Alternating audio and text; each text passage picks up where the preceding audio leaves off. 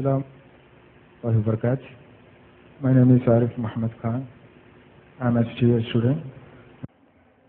എൻ്റെ ചോദ്യം ഇസ്ലാം ഒരു പരിഹാരം എന്ന വിഷയത്തെ പറ്റിയാണ്. മനുഷ്യൻ നേരിടുന്ന എല്ലാ പ്രശ്നങ്ങൾക്കും ഇസ്ലാമിൽ പരിഹാരമുണ്ടെന്ന് നാം പറയുന്നു. ജിന്ന് ബാധിച്ച ഒരാൾക്ക് എന്ത് പരിഹാരമാണ് ഇസ്ലാമിനെ നിർദ്ദേശിക്കാനുള്ളത്? ദയവ് ചെയ്ത് ഇത്തരം രോഗം സുഖപ്പെടുത്താൻ എന്തെങ്കിലും മാർഗങ്ങൾ നിങ്ങൾക്ക് നിർദ്ദേശിക്കാൻ കഴിയുമോ?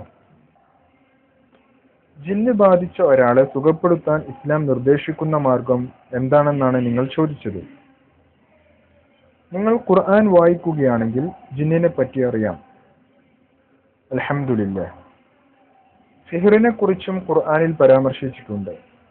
സിഹർ ഒരാളും ചെയ്യാൻ പാടില്ല. എന്നാൽ സിഹർ എന്ന വസ്തുതയുണ്ട്. നമ്മൾ അതിൽ നിന്നും അകന്നു നിൽക്കണം. ആർക്കെങ്കിലും ഷെയ്ത്വാൻ മൂലമുള്ള സിഹർ ബാധിച്ചാൽ അതിന് ഹദീസിൽ റുഖ്യ പരാമർശിച്ചിട്ടുണ്ട്. സ്വഹീഹായ വ്യത്യസ്ത ഹദീസുകളിൽ എങ്ങനെയാണ് റുഖ്യ നടത്തേണ്ടതെന്ന് പ്രവാചകൻ സല്ലല്ലാഹു അലൈഹി വസല്ലമ സൂചിപ്പിച്ചിട്ടുണ്ട്. മനുഷ്യരാശിക്ക് ഖുർആനിൽ രോഗശമനമുണ്ടെന്ന് ഖുർആനിലെ 15-ാം അധ്യായമായ സൂറത്ത് ഹിജ്റിലും പരാമർശിച്ചിട്ടുണ്ട്. അതുകൊണ്ട് ഖുർആൻ തന്നെ രോഗശമനത്തിനുള്ള മന്ത്രമാണ്. അതുപോലെ തന്നെ സൂറത്തുൽ ഫാത്തിഹയും അവയിൽപ്പെട്ടതാണ്. ആർക്കെങ്കിലും ജിന്നുബാധ ഉണ്ടാവുകയാണെങ്കിൽ അതിന് സ്പെഷ്യലിസ്റ്റുകളായ ആളുകളുണ്ട്. ഇവിടെ ഹാർട്ട് സ്പെഷ്യലിസ്റ്റുകളായ ആളുകളുണ്ട്, ബ്രെയിൻ സ്പെഷ്യലിസ്റ്റുകളുമുണ്ട്. അതുപോലെ ബാധയുള്ള ഒരാൾക്ക് ഇസ്ലാമിൽ എങ്ങനെ റുഖ്യ ചെയ്യണമെന്ന് സ്പെഷ്യലൈസ് ചെയ്ത സ്പെഷ്യലിസ്റ്റുകളുമുണ്ട്. മതതാരതമ്യ പഠനത്തിൽ ഒരു സ്പെഷ്യലിസ്റ്റാണ് ഞാൻ. റുഖ്യയിൽ ഞാനൊരു സ്പെഷ്യലിസ്റ്റ് അല്ല. റുഖ്യ എങ്ങനെ ചെയ്യണമെന്ന് സ്വഹീഹായ ഹദീസുകളിൽ വന്നിട്ടുണ്ട്. എങ്ങനെയാണത് ചെയ്യേണ്ടത്? റുഖ്യയിൽ സ്പെഷ്യലൈസ് ചെയ്ത ആളുകളുടെ അടുത്തേക്ക് നാം പോകണം.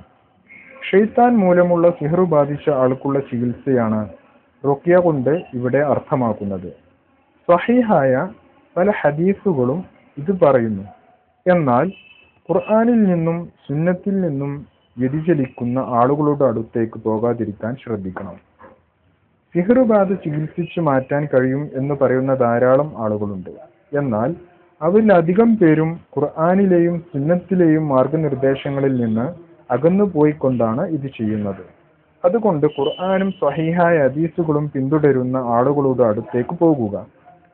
ചികിത്സ ഖുർആനും സ്വഹീഹായ ഹദീസുകളും അടിസ്ഥാനമാക്കിയാണെന്നും അതിൽ നിന്ന് അകന്നിട്ടില്ല എന്നും നോക്കുക.